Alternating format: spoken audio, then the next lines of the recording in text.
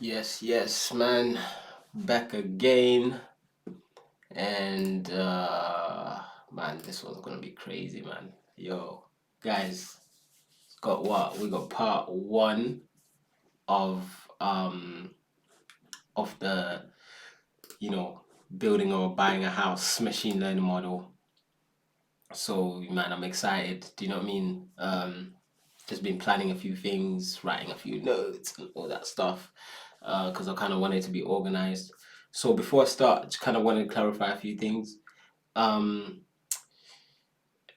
I was kind of debating if I wanted to kind of like cut everything into like a 10-minute segment and just like, just sort of like just say, oh yeah, these are the steps I took and then I ended up here or something like that. But um, I think what I'm actually gonna do is I'm gonna try and record the whole session as much as I can.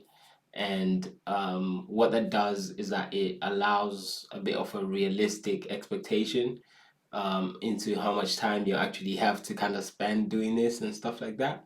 I didn't want to like, and also, so you're gonna see me kind of go in Stack Overflow. You're gonna see me like, you know, mess up and then try to, try and find things and stuff like that. So I actually don't know how long this video might be. It might be too long. It might be this, but if it's too long, I will set up the repo anyway, so you can just like go and check out the repo and then you kind of like get to see all the work on there, so you can just kind of copy and paste it from there really. So yeah, but other than that, you know, get to join me. Let's start this thing. So one thing that we're gonna do is we're going to actually might sound really stupid or something, but the first thing that we're actually going to do is we're actually going to see if is this project even worth doing, and is does the data actually have what we think it has. So obviously just come here, um, land registry, price paid data. That's the one that we want. So it's going to take you to this page here. Obviously, you guys know this is one of our favorite pages. You know what I mean? So, um, so really, what I'm looking for is just kind of understanding the context of the data. I kind of like obviously I've kind of like clicked on some things here, but I'm just kind of doing it step by step how you would actually approach a project and stuff like that. So obviously we got the download options. Oh crap! Oh hell! Sorry, my bad. I have no idea how to use this thing. How do I even zoom in? Like, okay, I'm just gonna have to double click it like that. Okay, cool. Um, so obviously you can download complete files of your price paid page. Um, it typically ranges between 2 weeks and 2 months. Uh, okay, let's just read the whole document anyway. It says price paid data is based on the raw data released each month. Um, the amount of time between England and Wales for, that are sold for sale of a property and registration of this information with land registries varies. It typically takes about 2 weeks and 2 months. Um, so basically, for they're basically saying that from a house selling to to it kind of coming up in here might take quite a while for it to come in here. Um,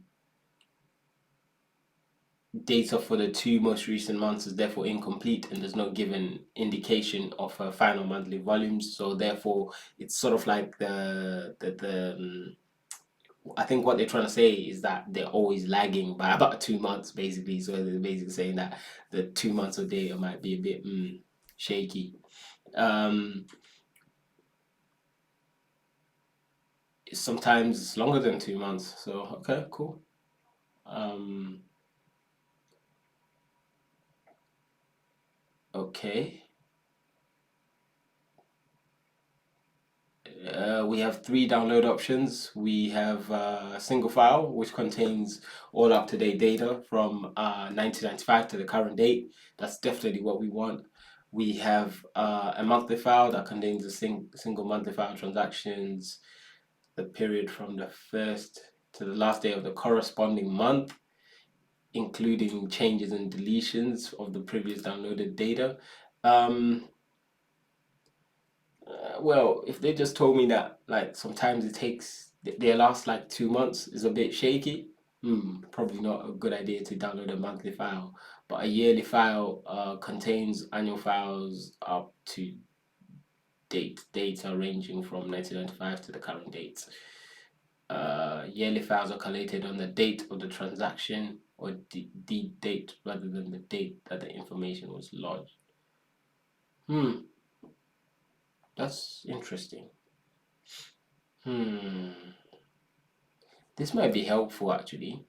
Getting the deed date rather than the date the information was sent to land registry. That's we already this is the kind of things that you're really looking for in your data because you don't want to say the month of June showed this, but you're actually talking about the month of April or something. Do you know what I mean? So you kind of have to be really like specific to say like according to the land registry data, it's sort of like allegedly. You know what I mean? Them ones.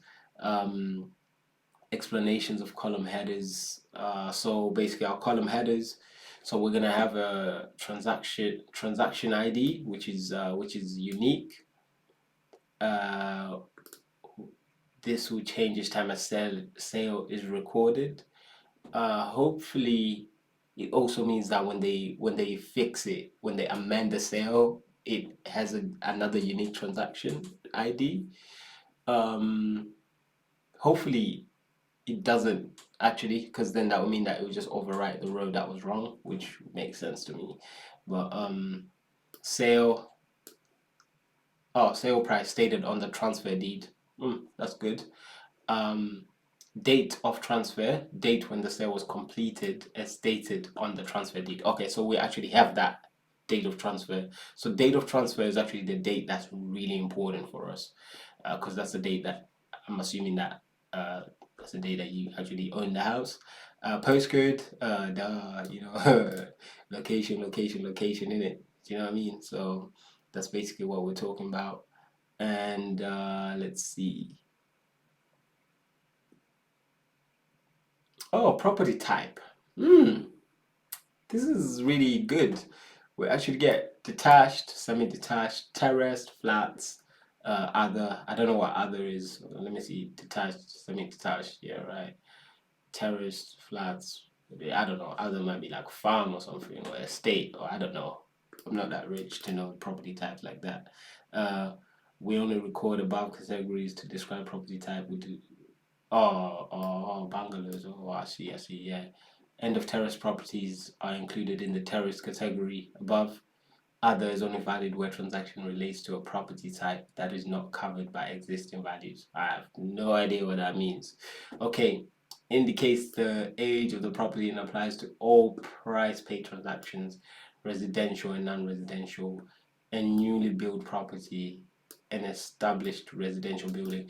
I'm really confused. Like this one's really weird because I'm thinking if you bought a new build 3 years ago and you sold it again now, would that be classified as a newly built property or is that an established residential building? But anyway, don't know. Um, Freehold or leasehold. Um, okay. Uh, so as I understand, if you buy a house and it's got a lease of less than 7 years on the leasehold. If you buy a leasehold flat or whatever, usually a flat, because houses are usually on freehold. If it's got less than 7 years on the lease, then the data is basically not collected in this data set. I don't know. I don't know. I don't know much about this, but yeah, it sounds like I'm right. Primary addressable object name. Okay, house number or name. Okay, this is good. This obviously house number. Identify the house. Um, Secondary addressable object name, where property has been divided in separate units. For example, flats. Okay, so basically the building name and then flats. Okay, so this is like a secondary address name, which is pretty cool. We've got a street, locality. Yeah, this would have been nice having a description of what this is. Obviously, street we know. Locality, I'm not quite sure. Does that mean like the first part of your postcode, or does that mean the specific area? I guess we'll get to explore that part. Town and city, district. I didn't know. Yeah, this is a bit weird as well. I don't know. I don't know. County, obviously, yeah, we kind of know county. PPD. Let's see.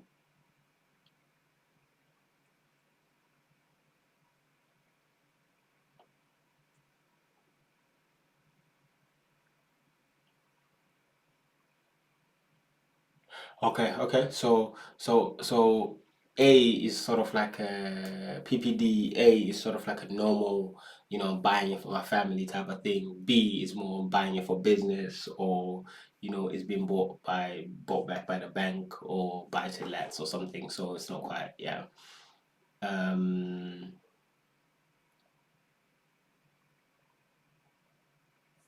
and category B was only had what like only started in about 2013. So if we're comparing this kind of column, it would make sense to kind of compare it from 2013 rather than like, because we don't have the B after that.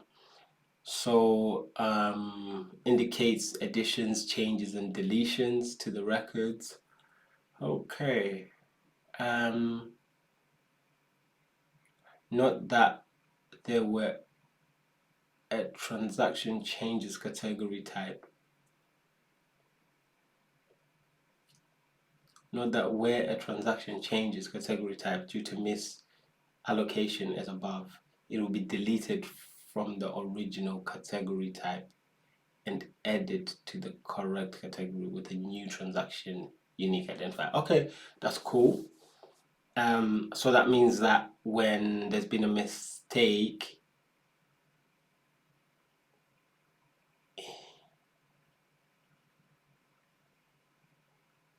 okay, so what it means is we should for every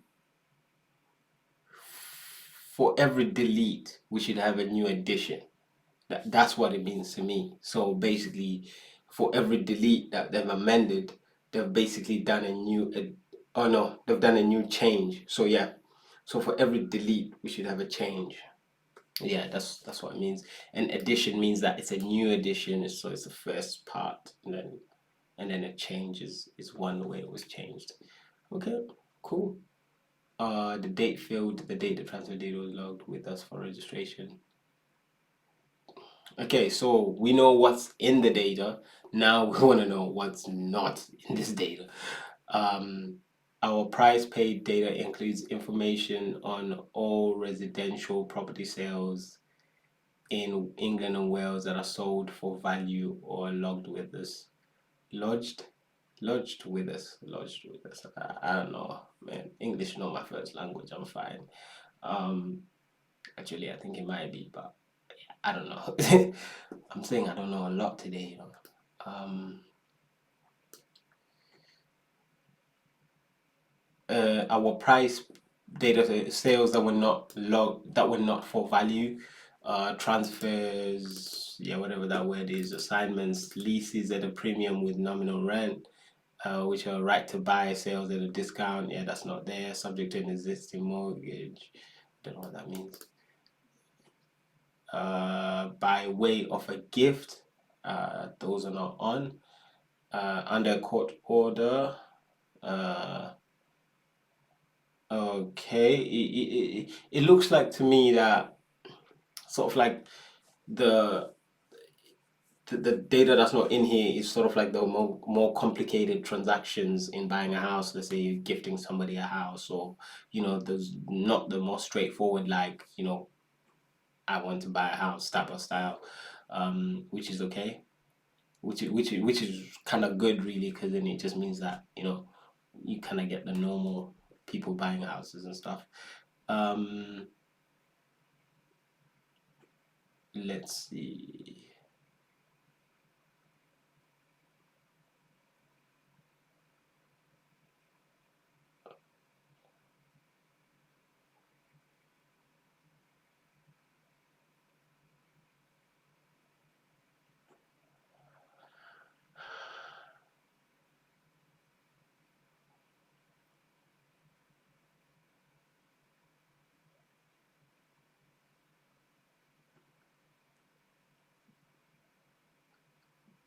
Okay,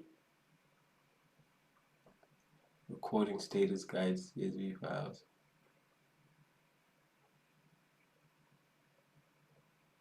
Okay, yeah, and I just need to understand this part again, where it's got the A, C, and D. So added into the price paid data in the monthly refresh due to new sales transaction. Okay, I get that. That's cool.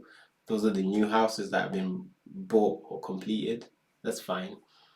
Change records. Records changed in the price paid data set in the monthly refresh.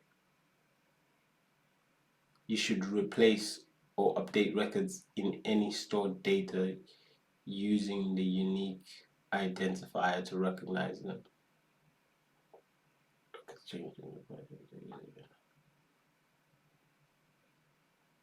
Oh, okay, okay. So if a record's changed, you can, if you already have an existing database, you can change it. The deleted records deleted from the price paid data set in the monthly refresh. You should delete the records from any stored data using the unique identifier to recognize them.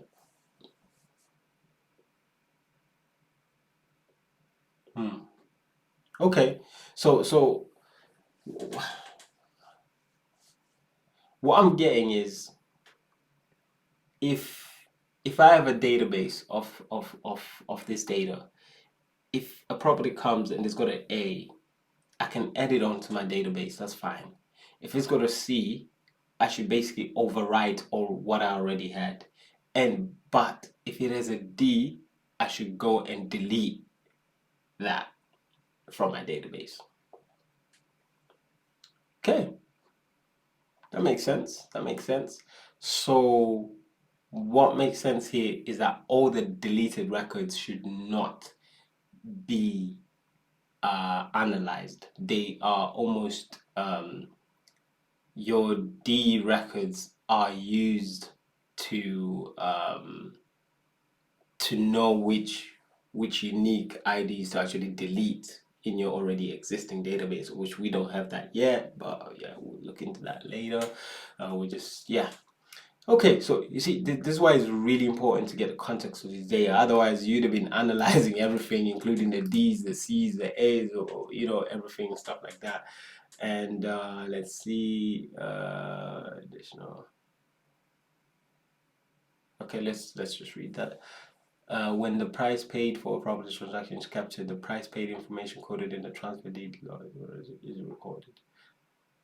Uh,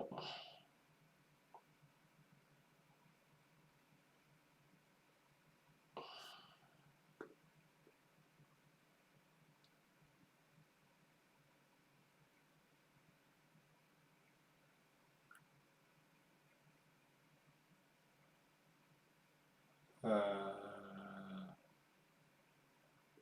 okay, so what it's saying is that it either adds or does not add VAT or something like that. But it says, if the price paid is 100,000 plus VAT, only 100,000 will be recorded. Okay, you can report an error if you notice it. Um,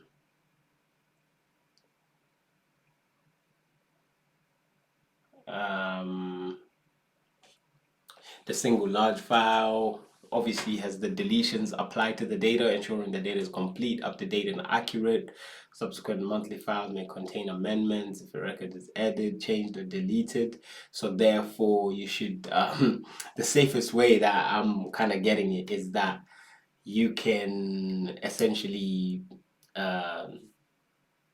keep downloading the biggest file, and then you can you can download the biggest file, then just delete the deleted, and then you'll be fine. Okay. How can the data be used? The data creates numerous opportunities for individuals and organizations to share it, combine it with other data to create new applications and services. For example, some application developers, data analysts, and estate agents and property website owners have used the data to analyze trends, patterns in the housing market, create valuation software, price estimators. Yeah, that's kind of what we're trying to do here. And yeah, right. I hope I don't know if we're gonna do it right, but it is what it is. This is just for fun, so there's no pressure. Um, Monthly files from previous months. You can obviously contact the data team there, and you know it's pretty cool. Um, let's see. This will keep the day format in. Okay. So let's see. Let's see. Yeah. Okay.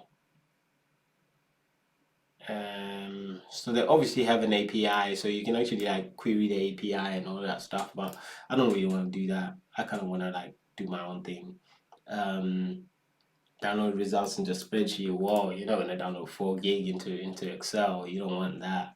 Um, you know, uh, but yeah. Okay, so we're good. So okay, so this is really important that we've actually kind of like understood the context of the data and all of that stuff. So we're just gonna, what I'm actually gonna do is when I get when I get when I get the Jupyter notebook spun up and all of that stuff, I'm actually just gonna copy this part here where it's just the data and basically what the column is saying and all that stuff, and I'm just gonna put it at the top there just so that we can always remember it and always remember the context of the data. So now, what's my first step? So from that, is this project still worth doing? I think it is. As you can tell, some people have already kind of made it into some valuable applications already. So I mean, why not us, right? I'm just clicking around just to make myself bigger. So, establish a sharp question. What I think the easiest point is to build something simple. Enter postcode, enter house price, enter a few other things that we might see if they're relevant or not relevant, and based on that, um, you know, basically